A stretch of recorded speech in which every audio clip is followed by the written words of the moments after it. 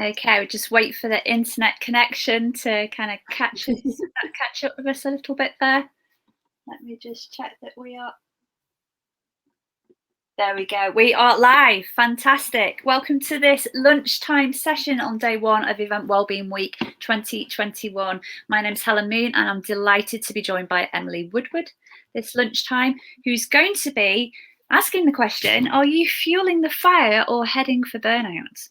Hi, Emily is well tuned to event life. As a previous charity fundraiser and event organizer, she's used to the demands, the unsociable hours, the long hours, all of that kind of stuff. She's been there, she understands it, and she's here to basically talk about how good nutrition is so crucial and important to supporting well-being. And we also understand as event professionals how difficult good nutrition can be in the lead up, but also during an event. So without further ado, I'm going to hand you over to Emily. Take it away, Emily. Oh, thank you ever so much, Helen. Thank you ever so much for having me be a part of this week. I guess it's fantastic, and what a great thing you have put together to help support the events industry, because I know only too well how difficult it is. So as Helen said, I'm Emily Woodward. I'm a BANT registered nutritional therapist and nutritionist. And I'm going to be talking to you today about, yes, are you fueling the fire or heading for burnout? Sounds a bit like a double entendre, but essentially fueling the fire, we know as event professionals, are you fueling your passion? Or are you heading for a difficult burnout through fatigue? I just want to kick things off by saying, to start with, first things first, this is a safe space. I often find when people find out what I do as a nutritionist, people will start to justify their food choices to me or give reasons as to why they ate a certain food. And I just want to reassure you that that is not what I am about at all. I see my role as a nutritionist and nutritional therapist to educate and support people through their nutrition journey, and that might include making changes to their food choices and their daily habits. But never at any point through my time with working with anybody is my role to judge people's choices or judge the decisions they make around food. At the end of the day, food is to be enjoyed. I am a big foodie, as you can see from this photo from a few Christmases ago. There are no good or bad foods. All food has a space in our environment, but it's just about understanding what we can do for ourselves so that we can feel well for the majority of the time, and how we can fuel ourselves through situations where we're perhaps experiencing excessive stress or difficult situations. So yeah, as I said, a little bit about me now. I am a registered nutritional therapy practitioner. I studied at the Institute for Optimum Nutrition. I studied for 3 years doing my diploma, and prior to that I had to do a science access course. And just because that wasn't enough, I had a baby partway through all that as well. So I know all about working hard and juggling still. But what does that mean? What does it mean to be a nutritional therapy practitioner? On the whole, I work with my clients on a one-to-one basis or in small group settings, and I work with them to provide personalised nutrition solutions. We will focus on their individual health goals, and we'll look at their health history and see what it is that they're looking to achieve through changes and adaptations to their lifestyle, essentially. All the work that I do is always backed by the latest science and research. However, I am very pragmatic in my approach to working with clients. I'll work with clients to help debunk myths and feel food freedom, because that is really, really important to a good balanced approach to nutrition. And alongside the nutrition, I often speak a lot with my clients about movement through stress support, breath work, mindfulness, because nutrition will only ever get you so far. And it's really important that we look at ourselves as a whole and look at how we can nourish ourselves, not just through food, but also through our spiritual connections, through our physical connections, and so much more. However, as Helen touched on previously, Prior to training as a nutritional therapist, I did work in the charity sector for a good number of years as a community fundraiser. I worked for 4 years with the Alzheimer's Society, and then I moved to work with my local hospital trust as part of their in-house charity. During my time at Alzheimer's Society, my job was my life. I was so dedicated to the cause for my own very personal reasons. And I was so passionate about supporting everyone else that wanted to do their bit for the cause as well. I worked evenings, I worked weekends, I missed birthdays, I missed hen parties. I can remember going to a party with my husband one weekend and people commenting that they thought I had just, been buried under the patio and had disappeared off the face of the earth because they hadn't seen me for so long. I sacrificed an awful lot. I thought it made me a better fundraiser. I was really showing my dedication and my passion by working like that.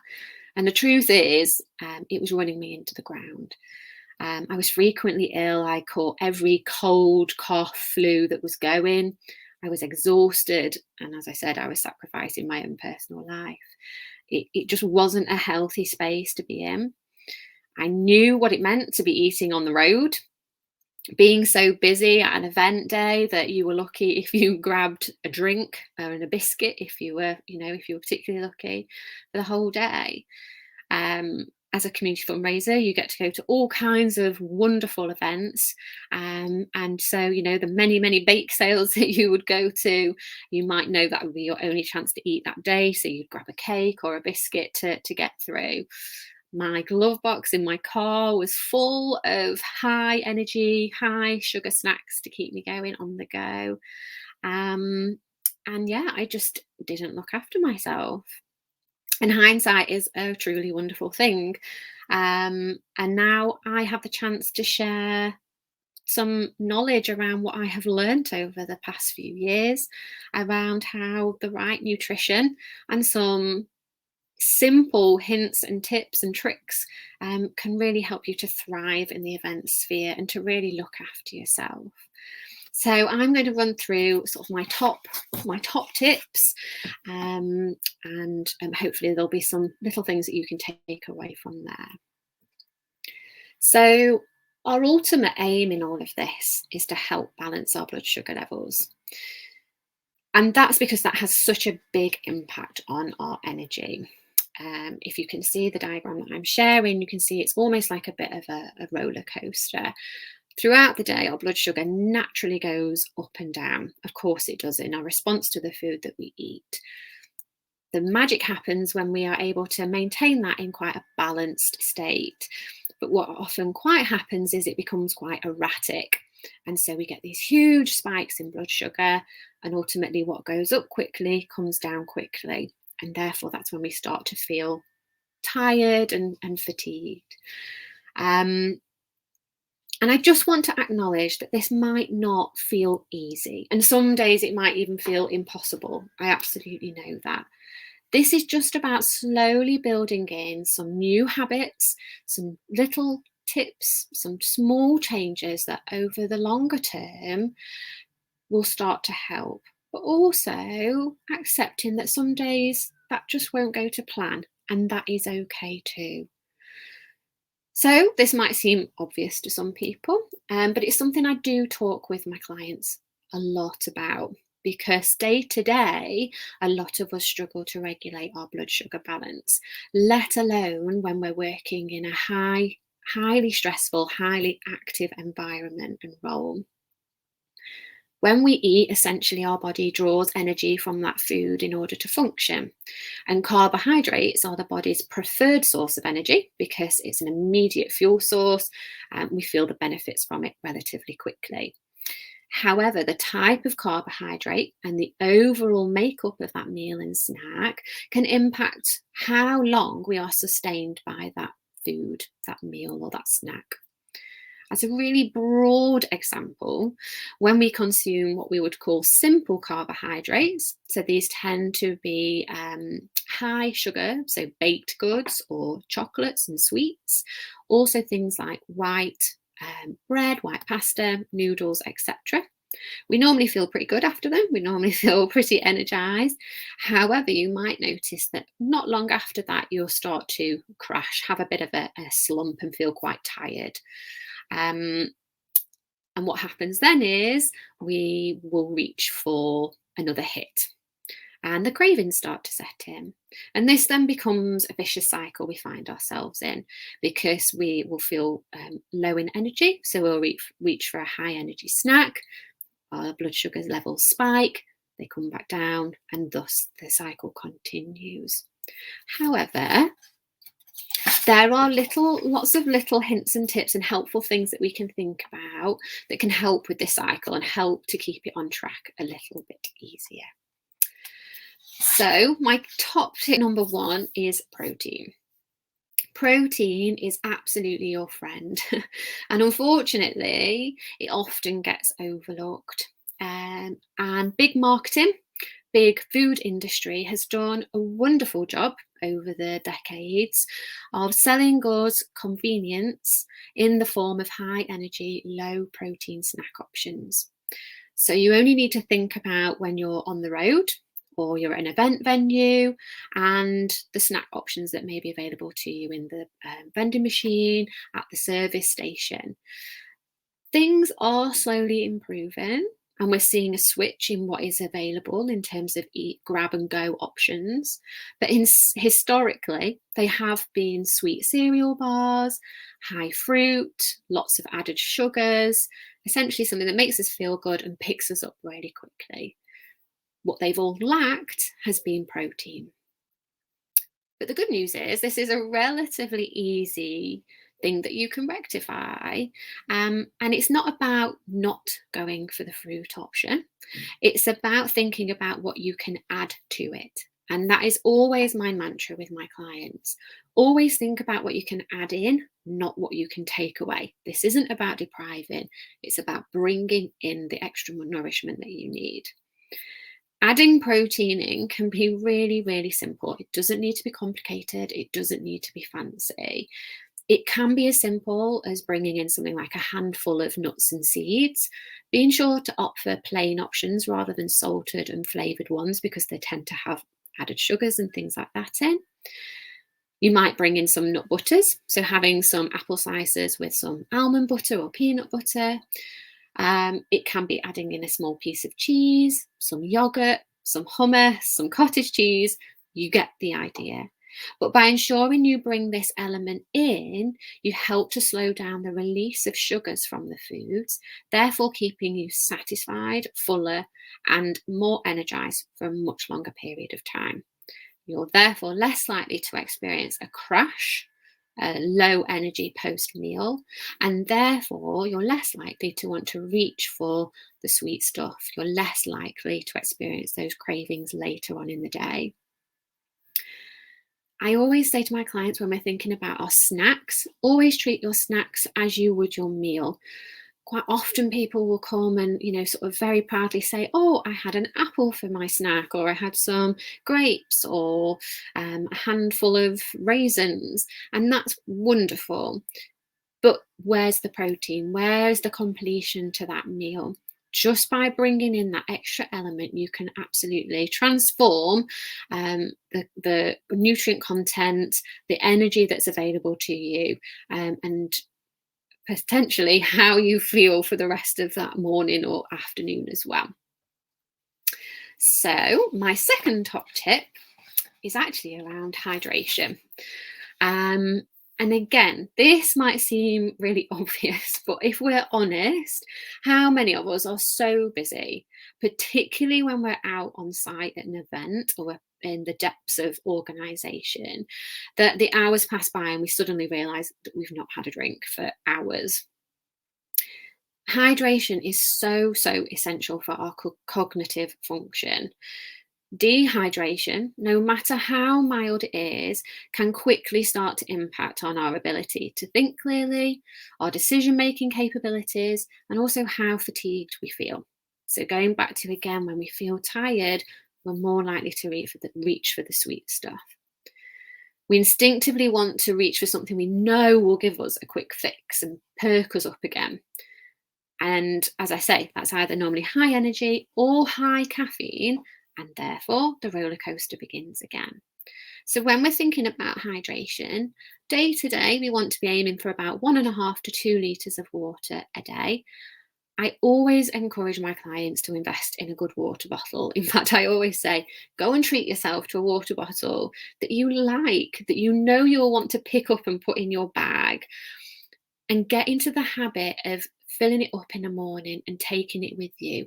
And even if you're not going out, just start getting into the habit of having it with you every day, because that's how habits change, by just getting into a routine of including something. You've got your phone, you've got your keys, have you got your water bottle? Even if it means writing yourself a little post-it note on the cupboard where you keep your keys, those little prompts will help you to start to filter that in. So yeah, invest in a new water bottle, preferably a plastic-free one, better for the environment, better for our health, and go from there. I touched on briefly around caffeine. What's the deal with caffeine? Essentially, everyone's ability to metabolize caffeine will vary. So it's really important for you to tune into your body and notice how you feel after drinking caffeine. We know caffeine increases our alertness by interfering with the chemical processes in the brain. But once it's metabolized, some people do find it makes them feel tired. So it's really important for you to know what your response is. Secondly, caffeine has a really long half-life of 6 hours. That means after 6 hours after consuming it, half of the caffeine content is still circulating in the body. As I say, we know that caffeine interrupts the pathways in the brain. We know it impacts on our sleep-wake cycle. So it's really important to think about when you're consuming caffeine during the day. I often recommend to my clients that they stop drinking caffeine after midday, because it allows the body time to metabolize and excrete well before bedtime, well before the time that they want to wind down. And if you are somebody that's particularly sensitive to caffeine and you find that actually it's making you quite fatigued, again, it's opening up the doors for you to enter into that cycle of feeling tired, reaching for caffeine, reaching for sugar, and like I say, kind of not getting off that roller coaster. So there's a couple of important things to think about there. My final top tip actually isn't nutrition related, but it's something I talk again with my clients about an awful lot. And some of you are probably listening to this chuckling to yourself thinking, what sleep? What's good quality sleep? We have deadlines, we might be sleeping in hotels, we're working unsociable hours. I absolutely hear you. But as I said right at the start, nutrition alone will only get you so far. It's really important that we look at what else is going on for you as an individual. Sleep is so essential for allowing the body to enter the rest and digest phase, to recuperate from the day, to work on essential maintenance, to be ready for the day ahead. Research also shows us a correlation between poor sleep and poorer food choices. So you're probably quite aware that those days when you're particularly tired, you're going to reach for the higher energy snacks. You're going to reach for the caffeine to keep you going. It's not always easy when you're on the go. I know it's not. But again, start to factor in some habit changes that might help support you. Some ideas might include maintaining a good evening routine. Limit your screen time before bed. Install light blocking filters on your phone and laptop. Take some time to unwind before bed. It's so easy for us to crash in front of Netflix or Prime or whatever's going on. But even just taking 20 minutes prior to bed, do some reading, maybe listening to something like a Calm app or Headspace, doing some colouring. There's no right or wrong here, so find what works for you. There's nothing less relaxing than trying to make yourself do something that doesn't feel right for you. So take some time to find what works for you to help you wind down. Think about using things like eye masks and earplugs, especially when you're away from home, if that helps. Make sure that the room is well ventilated. Open a window if you can. Keep the temperature cool, because we're more likely to enter a restful sleep. Don't jump in with all of these things. Like I say, spend some time thinking about just a couple of those points.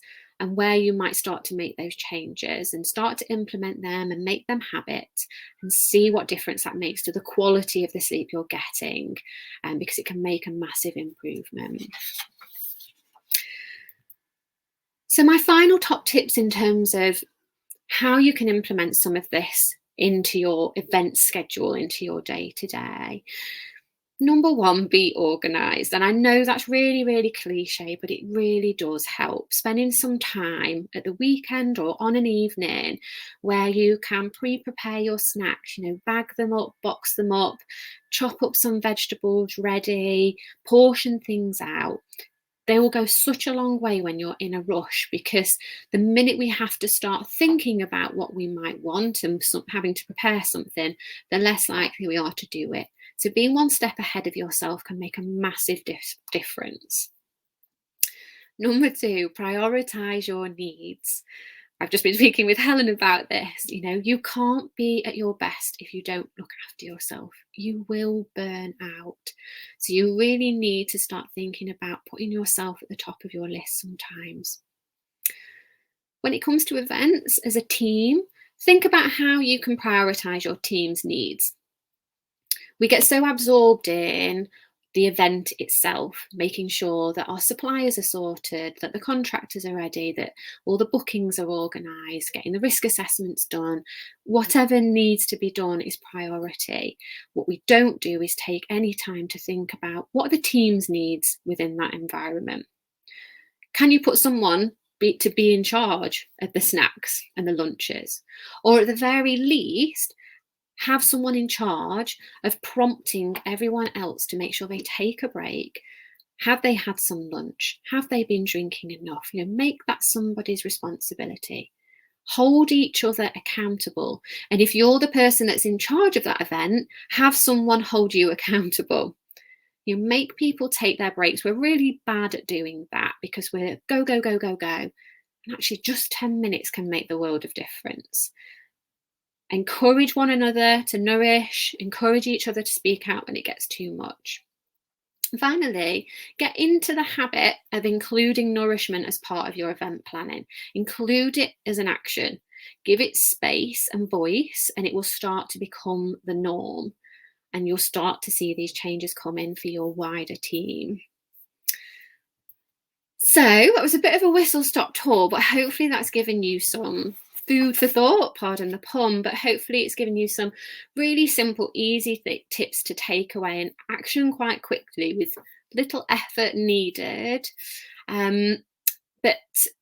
Yeah, that's me. Those are my details. That's where you can find me. If you want to get in touch, you want to understand more about supporting your wider team, then please do reach out. And as I say, for me, it's not only having that nutritional expertise, but also really understanding what barriers your teams are up against when they are working within that industry. I have been there, so I absolutely have the sympathy and support that your teams would probably need around that as well.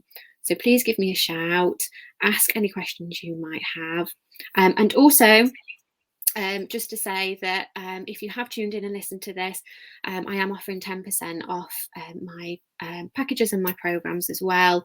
If you've tuned in, so just use the code EW10, yeah, I look forward to hearing from some of you. Thank you ever so much. Excellent. Thank you so much, Emily. Such a really insightful session. I hope everyone's taken some really good tips away from that, both people that are watching us live right now and people who are going to be watching this back on demand at a later day and time.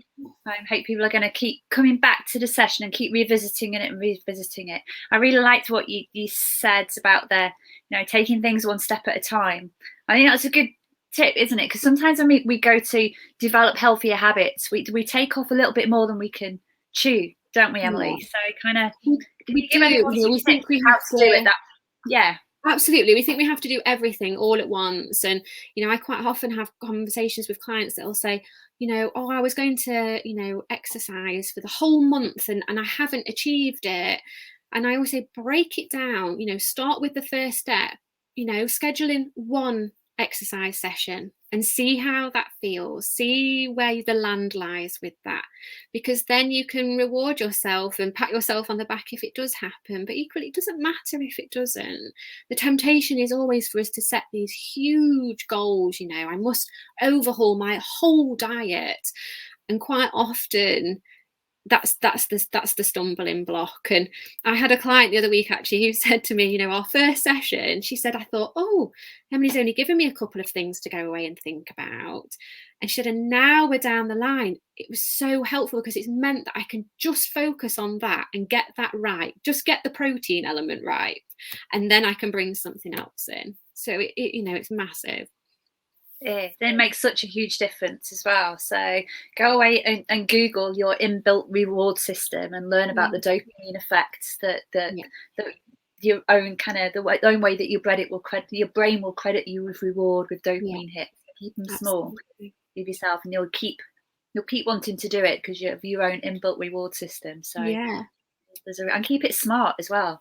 We all know this in the events industry, don't we? Smart, measurable, achievable, realistic, and timely. Yeah, absolutely. Yeah. You know, achievable and realistic is so key because, like I say, we're so tempted to set these, you know, huge targets for ourselves.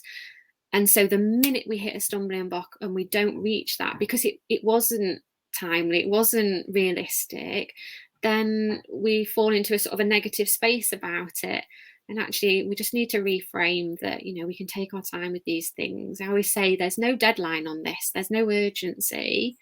Take your time and it'll sit better and it'll just become part of your norm rather than something you feel you have to do.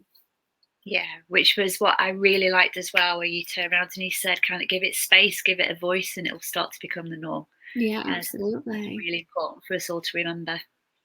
Definitely. What an amazing session. Thank you so much, Emily. We're going to be going live onto the official Event 21 Event Hub now, where Emily's going to be doing her Meet the Speaker 15-minute Q&A session. If you're watching this back, you can actually go to our Event Hub. And if you have any questions for Emily, if you go to the partners page, you'll find her company details and profile details there, or you can find her under users and people attending the event, and you can pop her a direct message there if you'd like any further information or you've got a specific question. So make sure you do that. Thank you very much, Emily, for your time today. You've been absolutely amazing. We'll see you over the Event Hub now. Thank you. Thanks, Helen.